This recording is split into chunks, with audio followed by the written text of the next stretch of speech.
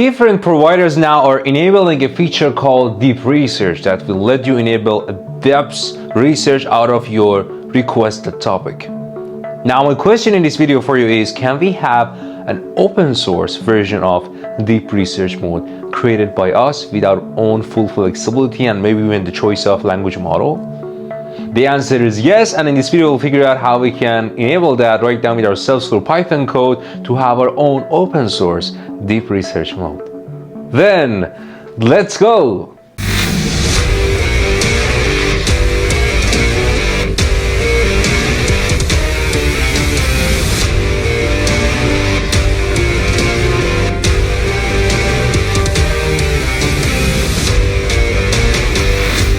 Before we start, make sure you subscribe and hit the bell icon so you will get notified for the next video. Thank you. So, as you all know, recently OpenAI introduced something called deep research. So technically, as you can see, well, I don't have access, that's why I couldn't show you, but based on what they show on the website, when you enable this deep research, it will go and search the internet thoroughly with breadth on understanding all the context about the topic that you're asking, and it come up with much more prolonged and comprehensive answer. So that's why when you ask a question, it might take several minutes, from 5 or maybe 30 minutes or something, to come up with a detailed answer of researching what you're asking for. And as you can guess, it saves you a ton of time. Now, the question is, for now, you need to get $200 per month subscription to get access to this, which I don't have it. Can I create something by myself, open source? That means I can use any language model, any agentic framework to have this deep research enabled. The answer is yes. I came across actually numerous open source GitHub repositories that they do the same but in different ways. By the end of the day, they can do deep research for you. So I thought I'd create this video to show you the idea of how you can create yours, and I will add the link of the repository that I use here in the video description below. There's a Discord channel, you click on it on the reference section, you will see all the codes there. So technically, when I found this code online and I tried by myself, I tried to create a diagram using Claude to show the flow of the code. So what we're going to create for this deep research, first we'll start asking a question. Let's say you want to ask for any specific topic and you want to do deep research. Afterwards, we will have an agent that we call it report planner. This agent will receive your topic and start to generate some initial queries, and these are search queries which will go to the internet, and I'm going to tell you how to understand what is the topic is about. So understanding the topic by searching internet, it will give some context to this language model, which is an agent. And then this agent, what this agent does, it will just generate the report structure. Not the report yet, it is just a structure to know, okay, for this topic that MG asked, I need to have this introduction, section 1, section 2, section 3, section 4, and then conclusion. Now, second question, how do I search internet and bring the results to this agent? For this demo, I'm using Tavily, which is a search API.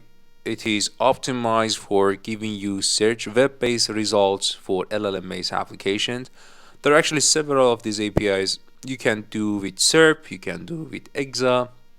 So it's not really just specific to any search API. As long as you can generate the queries by LLM, send it to an API and get the results back, you're good to go. And of course, we're using LangGraph here. Just again, another agentic framework choice to create. Based on graph base, we're gonna have our nodes as the steps that we need to execute some parallel nodes, and I'm gonna show you quickly. But again, not a must to have. You can obviously replace it with any agentic framework that you want. And lastly, you need a language model. I'm using GPT-4, but again, you can replace it with your maybe even local language model if you want to. So up to you. So I'm trying to showcase you the idea here, not necessarily enforce you to choose any of these tools. Okay, getting back to the flow. Now we have the initial topic ask. We're gonna get some queries. We need to search a bit of internet to understand what's gonna be the report structure. And now we know the report structure, so we know that our report should have multiple sections. Section 1, section 2, section 3, and so on and so forth. Each section by itself should cover a specific portion of the information needed to generate the topic. For example, section A is talking about X part of that topic that you asked. Then the Z part of that topic that you asked gonna come here on section 3 and 4. And for each section, because they're independent, we need to independently search internet using the same API to write the information for that section. So that's why section 2, 3, and 4, so on and so forth, they can be in parallel section processing defined as a node in LangGraph. And lastly, when we have the info search for all the sections, and you also define how many queries you want to generate, how many times you want to go to internet, how deep you want to be. So that's the nice thing about this open source solution, which you don't have that control potentially to this level if you're going to use OpenAI deep research. And the last but not least, we're going to have the final part, which use all these sections, the intro and the outro, to come up with the compiled final report. Okay? So assuming that now you know all the flow here, I want to jump into the code that I quickly actually executed. There you go. So here obviously I installed with some packages that I need to start with, and you can see LangChain. I use OpenAI, that's why LangChain API is installed, LangChain community, LangGraph as I told you, and pimp install rich. So moving down, you need two things: your API connection for your language model and your search. So I ran this code, and after that for recording the video I removed them. So technically you need to have these API keys. And here, as you can see, I'm defining the structure as a placeholder for the report. Obviously I need a name for a particular section. Let's say this is section 1, section 2, section 3. This is the part I told you about. And then the description of that section of my report. And then other part gonna be whether I need to do research on that section or not. Maybe not, because maybe we are in the intro section, maybe we're in the conclusion section. For conclusion or intro, I don't need any web search, so that's a boolean placeholder. And the content for that section, of course, this is the main part that we grab from web search or by LLM. Now we have another section just for all the sections coming in for the overall report. It's a class we're defining. Then we need to, of course, have the query generated for a specific part of the section. We call it query for web search. That goes to Tavily here. And here we have the placeholder for list of web search queries that we generated, that we should call all of them to that search API. The last but not least, we have here some placeholders again for consisting the input and output of the report generated. We have it here in these two.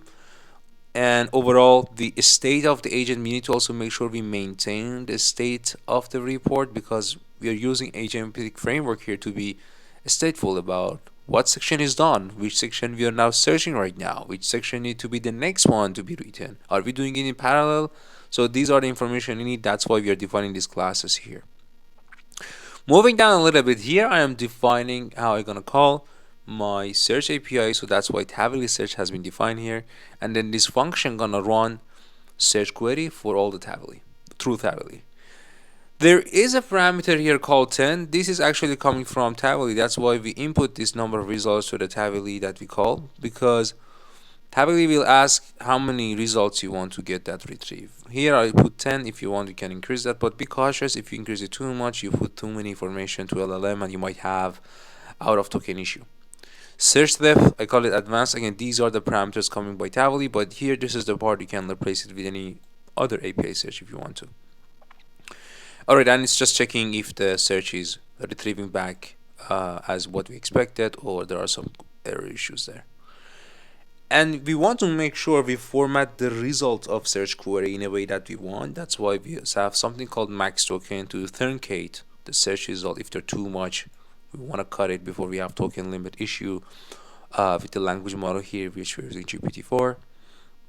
And here, this is the part you got cleaning a little bit the search result and putting a dictionary.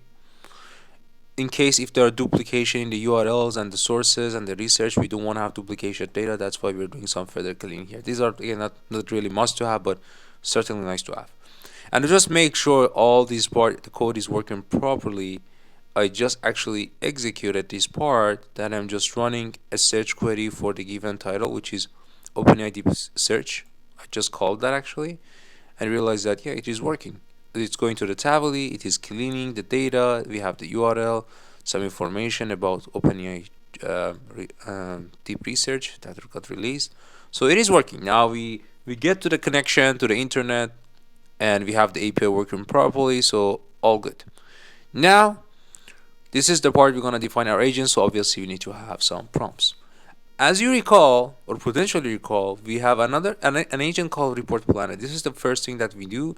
We need to define the structure of how our report should look like based on the topic getting asked. This is the prompt.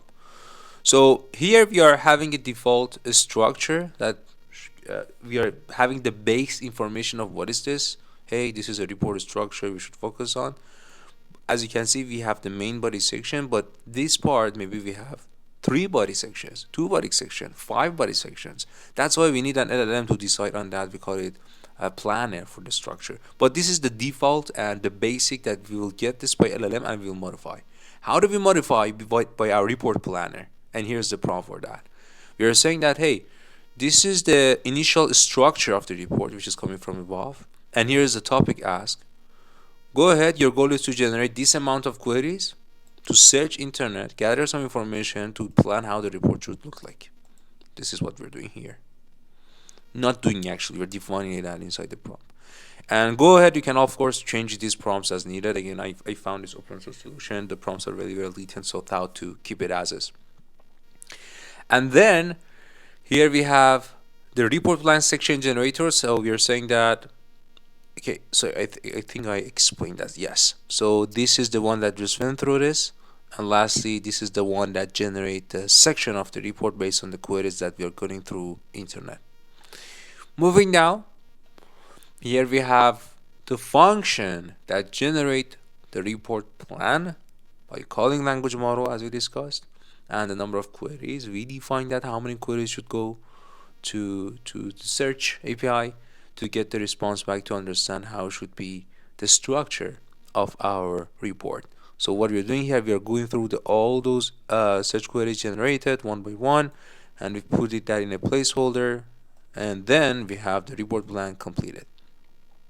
Now, if I go back, we have this section right now that we need to understand what is inside each section and what we should search inside this section, which is defined by the planner. This is actually the prompt that we have here, that we have the report section query generator. With this prompt, basically we are generating these queries here, here, and here. Alright, so I'm not going to read all these prompts. We can pause the video and check that out, but technically it's just saying that, hey, generate this number of search queries, which is a parameter by you. You can make it higher if you want to have it more deep. And some best practices that make sure each section cover that thoroughly, be comprehensive, try to target recent information. You can also give the date of, for example, 2024, 5, whatever, and move on as is. And then this function will just call that prompt to generate the queries using the language model, which we define here as GPT-4. And then lastly, we have this function that search the web using the search queries that we initiate on the top. And again, for truncating the answer, making sure we limit the number of results and the tokens coming in. These parameters has been defined. Try to increase them if you want to have more depth, but make sure you don't go that much high. And then when we have the search results and we know the sections defined by planner, we need to write the information using the search results back to our report. And this is actually the prompt. We are saying that, hey, you're focusing on this section, and here's the topic of that section. Go ahead, write down the information there with this approach. And oh, you need information to write that section, right? Here's the context I'm giving to you. Where it is coming from? This is coming from Tavily or your search API. I try to actually modify some of the components here. For example, you can remove this part or change it. This is limiting actually the volume of the report, as you can see. And then we are using this prompt that we define at the top to write the sections using this function. Just make sure we can see, again, we're using LangGraph to define our steps here, and we can call each step as a node. Just visualizing that this is what we are doing for each section. We generate queries, search web, write that section. This is the part that we're doing for each section in parallel. Alright, so for making sure we are, as I mentioned, just parallelizing that, we have this function defined, and we need to also have this state recorded. And moving forward, right now we have the format list of report section into a single text string. This is just a formatting for defining how the section should look like, having some formatting stuff to make it nicer. That's it. And then here's the final report that we're formatting with this function. Now, lastly, We want to also make sure we have the final section of the report written by the way that we define using the context, the section, and the title of that section. This is the prompt that is actually doing that for finalizing, and we're going to use this to write the final sections by calling the prompt that we specified again on the top. As you can see, we're just repeating the same pattern here but for different sections. Again, we parallelize that, and then we're going to compile the final report, which is using all the sections that we specified on the top by language model through also conclusion and introduction to have the final report getting returned. And for visualizing what we're doing here, as you can see, we generated report planner, we went through this for all the sections, we compiled and formatted the final outcome, and then we have the final report ready. So to just make sure it is working and you're doing some agent calling here, I'm gonna call this planner agent, which will trigger all the steps that we define here for your given topic. So the topic that I asked was detailed report about deep research mode of OpenAI versus open source versions of this deep research AI solution and their impact on academic research. You can see I ask a couple of questions here to challenge this deep research to make sure my report will include all of that. And then with just calling, you can see I get to know, okay, it is generating search queries for this section. Actually, the sections are defined here for me on the top. OpenAI deep research mode, then impact on academic research, comparison of OpenAI deep research with open source solutions. So you can see these sections are defined by the planner, not me. And then it is generating the queries, then writing the query responses back to that section. And then after all these steps are done, here's my report. You can see I have an introduction, I have an information about OpenAI's research mode. It giving me the sources. You can see just for this section it used this amount of sources, and you can make it even longer based on the parameters defined on the top. Then I have the open source version of deep research. Interestingly, it gave me 2 or 3 different GitHub repositories that they have open source solution of deep research. So what we are doing maybe in a different way. So if I click on any of them, I'm just visiting that actually for the first time, just deep research, open deep research. So you can see it is doing something similar. It's using SERP API, so we use Tavily. But it's sort of using the same thing, iteratively going back to see if it needs to search more and write back to the report. Another way actually you can think about it. So that was pretty nice. I found actually some more different open source repos of deep research mode. And then impact on academic research. This is another section that I asked. So it is giving me some information on that. Look at the sources. Comparison of OpenAI with open source solution. It nicely gave me a table with giving me some information. Here we have the conclusion. Again, another comparison in the conclusion. Now I was wondering if I go ahead just ask this by the web search of OpenAI as an example, what would we give it to me? So let me control C. I will go back to ChatGPT. I will enable search. This is not deep research of OpenAI, so I don't have access. I couldn't compare, but just make sure there's a difference, or maybe it's not. I'll try to see what's gonna be the answer. So as you can see, searching web is giving me some information about deep research of OpenAI with some references, the impact of that. You can see it's pretty shorter, although I asked detailed report.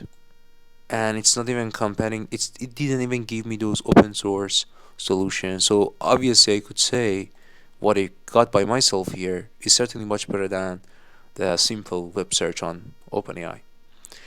And again, I haven't benchmarked this with deep research mode of OpenAI, which I don't have access, but I thought that this is certainly worth to go ahead, give it a try, and you can modify these prompts.